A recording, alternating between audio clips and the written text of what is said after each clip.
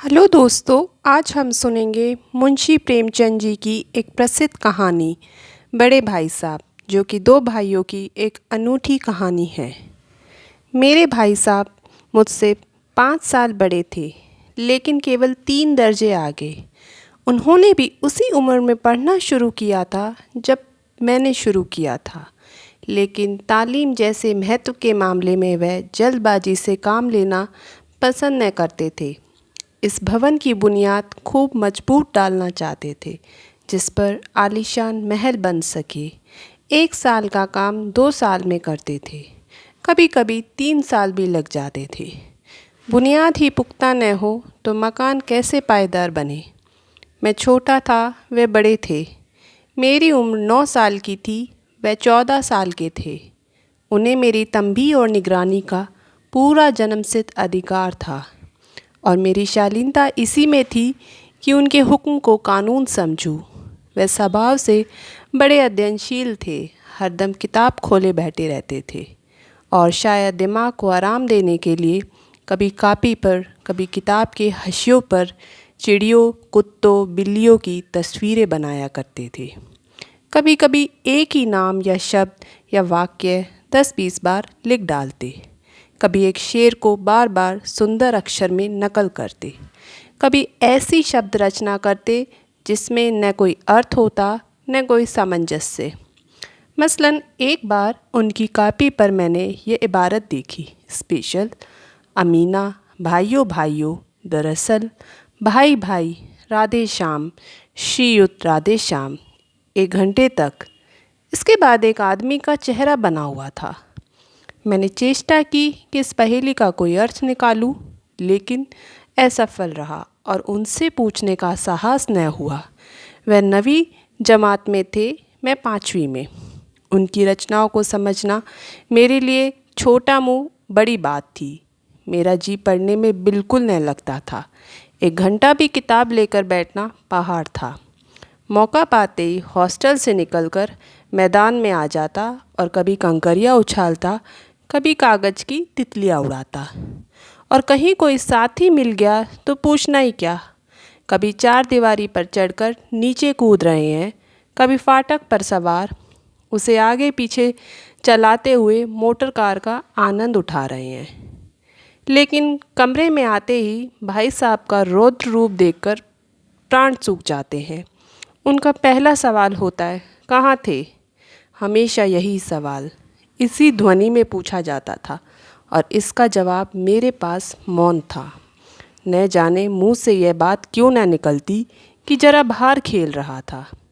मेरा मौन कह देता कि मुझे अपना अपराध स्वीकार है, और भाई साहब के लिए इसके सिवा और कोई इलाज न था कि स्नेह और रोष से मिले हुए शब्दों में मेरा सत्कार करे।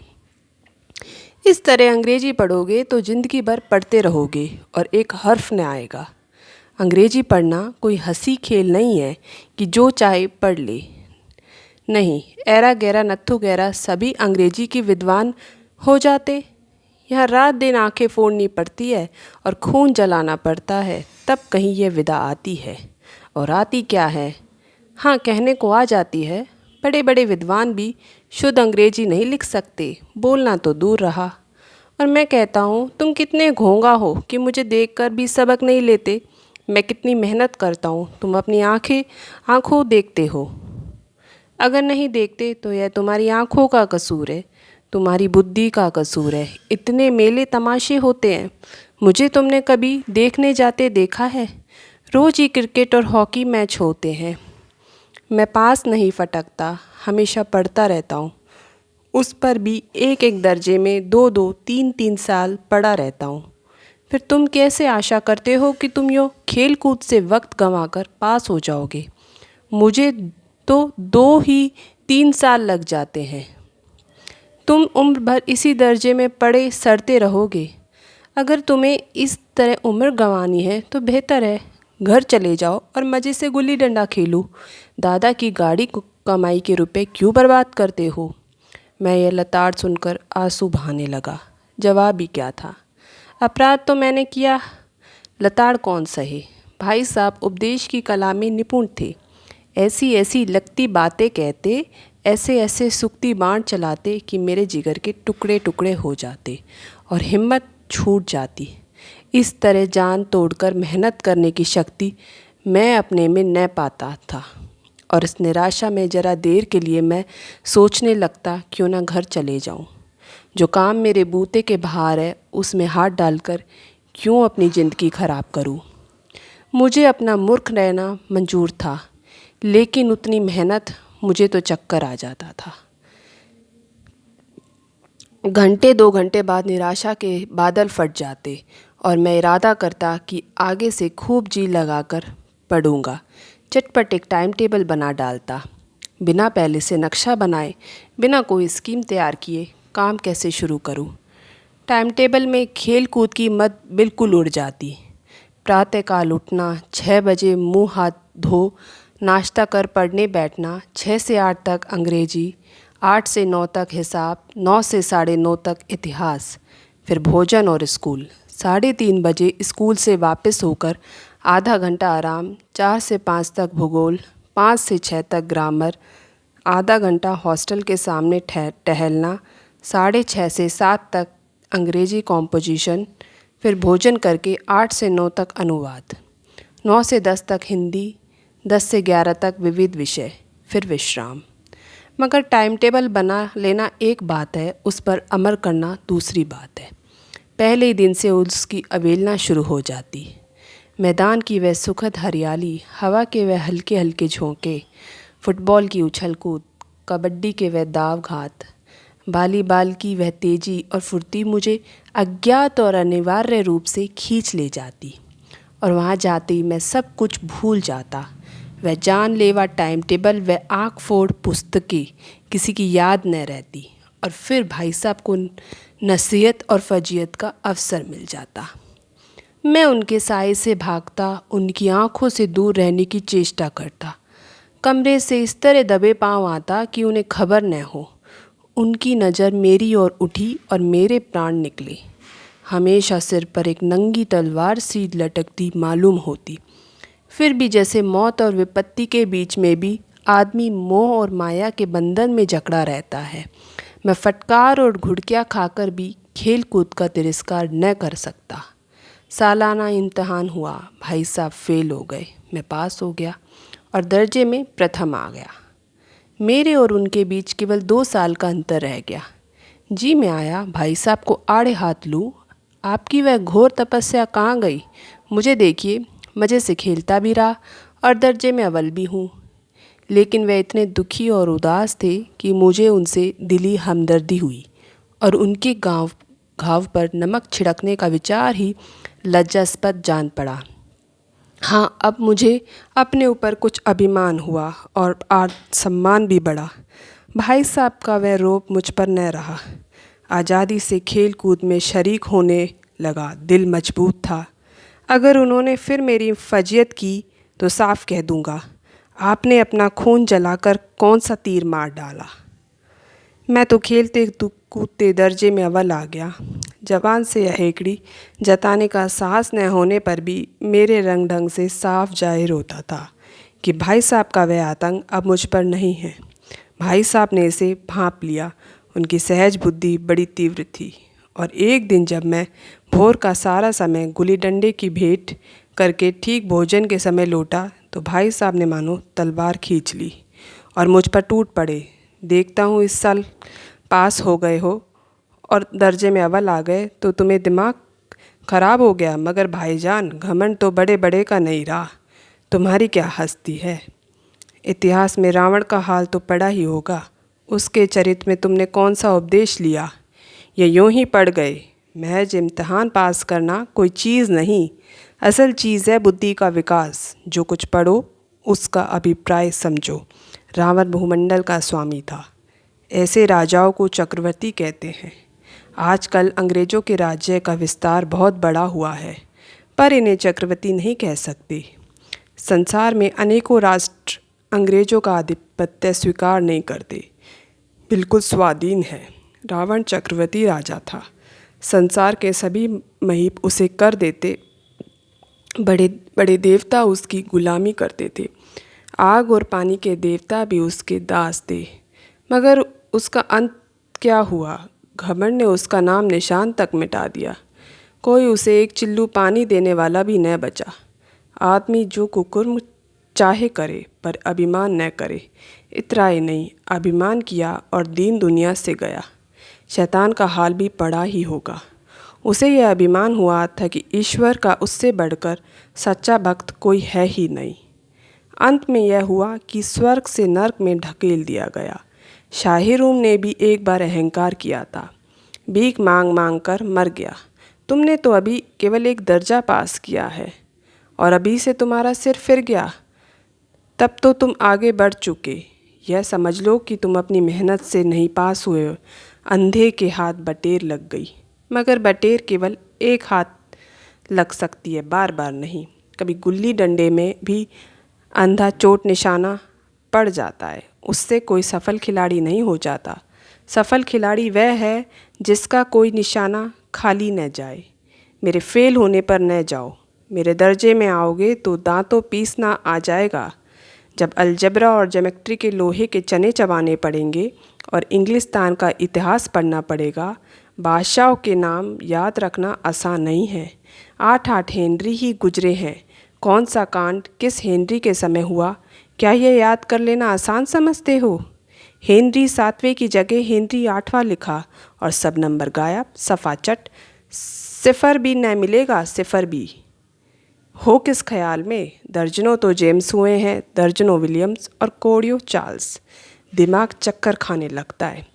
आंधी रोग हो जाता है। इन अभागों को नाम भी न जुड़ते थे। एक ही नाम के पीछे दोयम सोयम चारूम पंजूम लगाते चले गए। मुझसे पूछते तो 10 लाख नाम बता देता और ज्योमेट्री तो बस खुदा की पनाह। अब अबज की जगह अजब लिख दिया और सारे नंबर कट गए। कोई निर्दयी मुमतहिनों से नहीं पूछता कि आखिर अबज और अजब में क्या फ़र्क है और व्यर्थ की बातों के लिए क्यों छात्रों का खून करते हो। दाल भात रोटी खाई या भात दाल रोटी खाई, इसमें क्या रखा है? मगर इन परीक्षकों का क्या परवाह। वह तो यही देखते हैं जो पुस्तक में लिखा है। चाहते हैं कि लड़के अक्षर अक्षर रट डालें और इसी रटन का नाम शिक्षा रख छोड़ आए। और आखिर इन बेसिर पैरों की बातों के पढ़ने से क्या फ़ायदा? इस रेखा पर वह लम्ब गिरा दो तो आधार लम्ब से दुगना होगा। पूछिए इससे प्रयोजन दुगना नहीं चौगुना हो जाए या आधा ही रहे मेरी बला से। लेकिन परीक्षा में पास होना है तो यह सब खुराफात याद करनी पड़ेगी। कह दिया समय की पाबंदी पर एक निबंध लिखो जो 4 पन्नों से कम न हो। अब आप कापी सामने खोलो, कलम हाथ में लिए उसके नाम को रोइए। कौन नहीं जानता कि समय की पाबंदी बहुत अच्छी बात है। इससे आदमी के जीवन में संयम आ जाता है, दूसरों का उस पर स्नेह होने लगता है और उसके कारोबार में उन्नति होती है। लेकिन इस जरा सी बात पर 4 पन्ने कैसे लिखे जो एक वाक्य में कही जा सके? उसे 4 पन्ने में लिखने की क्या ज़रूरत? मैं तो उसे हिमाकत समझता हूँ। यह तो समय की किफ़ायत नहीं बल्कि उसका दुरुपयोग है कि व्यर्थ में किसी बात को ठूस दिया। हम चाहते हैं आदमी को जो कुछ कहना हो चटपट कह दे और अपनी राह ले। मगर नहीं, आपको 4 पन्ने रंगने पड़ेंगे, चाहे जैसे लिखिए, और पन्ने भी पूरे फुल्स्केप आकार के। यह छात्रों पर अत्याचार नहीं है तो क्या है? अनर्थ तो यह है कि कहा जाता है संक्षेप में लिखो। समय की पाबंदी पर संक्षेप में एक निबंध लिखो जो 4 पन्नों से कम न हो। ठीक, संक्षेप में 4 पन्ने हुए नहीं, शायद 100-200 पन्ने लिखवाते। तेज भी दौड़िए और धीरे धीरे भी। है उल्टी बात या नहीं? बालक भी इतनी सी बात समझ सकता है, लेकिन इन अध्यापकों को इतनी तमीज़ भी नहीं। उस पर दावा है कि हम अध्यापक हैं। मेरे दर्जे में आओगे लाला तो ये सारे पापड़ बेलने पड़ेंगे और तब आटे दाल का भाव मालूम होगा। इस दर्जे में अव्वल आ गए हो तो ज़मीन पर पाँव नहीं रखते। इसलिए मेरा कहना मानिए, लाख फेल हो गया हूँ लेकिन तुमसे बड़ा हूँ। संसार का मुझे तुमसे ज़्यादा अनुभव है। जो कुछ कहता हूँ उसे गिरह बांधिए, नहीं पछताएगा। स्कूल का समय निकट था। नहीं ईश्वर जाने यह उपदेश माला कब समाप्त होगी। भोजन आज मुझे निस्वाद सा लग रहा था। जब पास होने पर यह तिरस्कार हो रहा है तो फेल हो जाने पर तो शायद प्राण ही ले लिए जाते। भाई साहब ने अपने दर्जे की पढ़ाई का जो भयंकर चित्र खींचा था उसने मुझे भयभीत कर दिया। कैसे स्कूल छोड़कर घर नहीं भागा, यही ताज्जुब है। लेकिन इतने तिरस्कार पर भी पुस्तकों में मेरी अरुचि जो कि त्यों बनी रही। खेल कूद का कोई अवसर हाथ से न जाने देता। पढ़ता भी था मगर बहुत कम, बस इतना कि रोज़ का टास्क पूरा हो जाए और दर्जे में जलील न होना पड़े।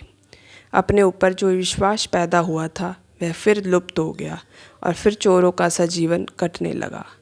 फिर सालाना इम्तिहान हुए और कुछ ऐसा संयोग हुआ कि मैं फिर पास हुआ और भाई साहब फिर फेल हो गए। मैंने अपनी मेहनत न की पर न जाने कैसे दर्जे में अव्वल आ गया। मुझे खुद अचरज हुआ।